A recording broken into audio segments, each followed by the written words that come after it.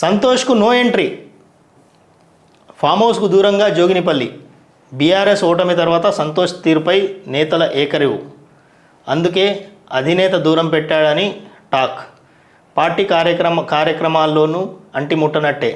కవిత arrest, Hydraa పైన silent. BJP కాంగ్రెస్పై విమర్శలు లేకుండా జాగ్రత్త. బీజేపీ పాలిత రాష్ట్రాల్లో గ్రీన్ ఛాలెంజ్. ఇది ఎట్లా ఉందంటే, మనం ఆల్రెడీ చాలా రోజుల నుంచి అనుకుంటున్నాం, ఇక్కడ కేసీఆర్ బీఆర్ఎస్ పార్టీని మళ్ళీ లేవడానికి ప్రయత్నాలు చేస్తాడు. దానికి అనుగుణమైనటువంటి కసరత్ అంతా కూడా జరుగుతుంటుంది. బీఆర్ఎస్లో ఉన్నటువంటి చాలామంది ఎమ్మెల్యేలని కాంగ్రెస్లోకో లేకపోతే బీజేపీలోకే పంపించే ప్రయత్నం చేస్తాడు.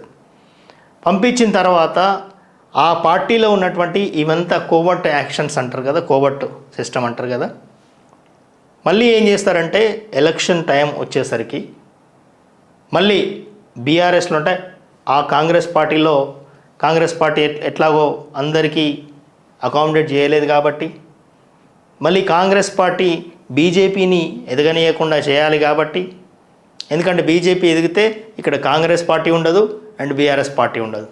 అందుకే వీళ్ళు ఏం చేస్తారంటే కాంగ్రెస్ పార్టీ బీఆర్ఎస్ పార్టీ వీళ్ళు ఒక నాటకం ఏం ఆడతారంటే ఎలక్షన్ల వరకు ఏదో కొట్టుకున్నట్టు చేస్తారు. ఎలక్షన్లో మళ్ళీ బీఆర్ఎస్లో ఉన్నటువంటి కాంగ్రెస్లో ఉన్నటువంటి చాలామంది మళ్ళీ బీఆర్ఎస్లోకి వస్తారు. ఎవరైతే సీట్లు రావో, టికెట్లు రావో మళ్ళీ బీఆర్ఎస్ పార్టీ లేస్తుంది. అప్పుడు ఈ బీజేపీ పార్టీ ఇలానే చూసుకుంటూ ఉండాలి. కాబట్టి బీజేపీ పార్టీ ఇప్పుడు చేయాల్సింది ఏంటంటే ఇతర నాయకులను మనం తీసుకొచ్చుకోవడం కాదు, ప్రజల్లో ఉండాలి, మన ఐడియాలజీతో పనిచేయాలి. ప్రజల్లో ఉండి ప్రజల కష్టాలను కావచ్చు, ప్రజల సమస్యల్ని, ప్రభుత్వం చేసేటువంటి తప్పుల్ని ఎత్తి చూపిస్తే సరిపోతుంది. అప్పుడు బీజేపీ పార్టీని అందరూ ప్రజలు నమ్ముతారు. ఈ రెండు పార్టీలు ఆడేటువంటి నాటకం ఏదైతే ఉందో, ఎలక్షన్ల వరకు బీజేపీ గనక ఇది బయట పెట్టగలిగితే, ప్రజల్లో ఉండి ప్రజల కోసం కొట్లాడగలిగితే ప్రజలు నమ్ముతారు. ఈసారి తప్పకుండా బీజేపీకి అవకాశం దొరుకుతుంది. సో కాబట్టి వీళ్ళ నాటకం అంతా ఏంటంటే ఎలక్షన్ల దాకా ఇలానే నాటకం ఆడతారు. నమస్తే తెలంగాణ, మరిస్తే తెలంగాణ. రాతి గుండె రేవంత్, పిచ్చోడి చేతిలో రాయిలా కాంగ్రెస్ పాలన. పేదల బతుకులు ఆగం చేసి సుందరీకరణ. రియల్ ఎస్టేట్ బ్రోకర్లా పనిచేస్తున్న సీఎంకు బుద్ధి చెప్తాం. మూసి అభివృద్ధి ముసుగులో రియల్ ఎస్టేట్ దందా. 30 ఏళ్ల కింద కట్టిన ఇండ్లను కూలుస్తారా? పేదల కళ్ళలో రక్తం చూస్తున్న రేవంత్ సర్కార్, కాంగ్రెస్ చేయి గుర్తు తీసేసి బుల్డోజర్ పెట్టుకోండి. 1,50,000 కోట్లు ఎక్కడి నుంచి తెచ్చి పెడతారు? ఇండ్లు కూల్చి వరల్డ్ బ్యాంకుకు భూములు తాకట్టు హరీష్. మూసి పరివాహక ప్రాంతాల్లో బీఆర్ఎస్ నేతల పర్యటన, కూల్చివేతల బాధితులకు భరోసా. నిజంగా చెప్పాలంటే ఈ బీఆర్ఎస్ గత ప్రభుత్వం చేసినటువంటి, మీ పాలకులు చేసినటువంటి తప్పులే ఈరోజు ఇక్కడ దాకా వచ్చింది. మీకు ఇచ్చినటువంటి గత 10 సంవత్సరాల్లో అద్భుతమైనటువంటి పాలన అందిస్తామని చెప్పేసి భూములన్నీ అన్యాక్రాంతమైనవి. మీరు స్కామ్ చేయనటువంటి అంటే మీరు దేన్ని వదిలిపెట్టలే, మట్టిని వదిలిపెట్టలే, నీళ్ళను వదిలిపెట్టలే, గాలిని వదిలిపెట్టలే, ఆకాశాన్ని వదిలిపెట్టలే. కవికి కాదేది అనారం అన్నట్టు మీరు చెయ్యని స్కామ్సే లేవు.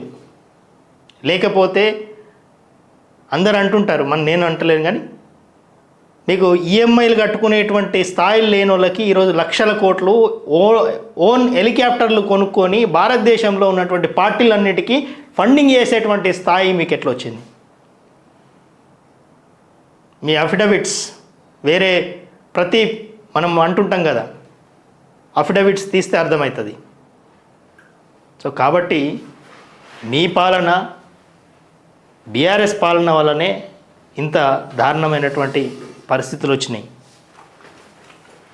మెట్రో వంకర టింకర మళ్ళీ మారిన 2వ దశ అలైన్మెంట్. పట్టాలు ఎక్కక ముందే మారిన మెట్రో 2 లెక్కలు. 70 నుంచి 116 కిలోమీటర్లకు ప్రతిపాదనలు. జనమే లేని 4th సిటీ వైపు రూటు మళ్లింపు. కేంద్ర రాష్ట్ర భాగస్వామ్యంతో నిర్మాణం.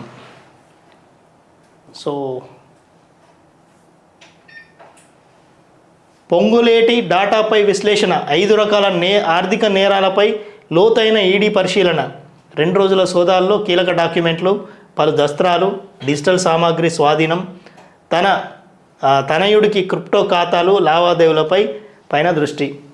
ఈ విషయం చిత్రగుప్తు ఆగస్టు 7th రోజే మాట్లాడింది ఆల్రెడీ.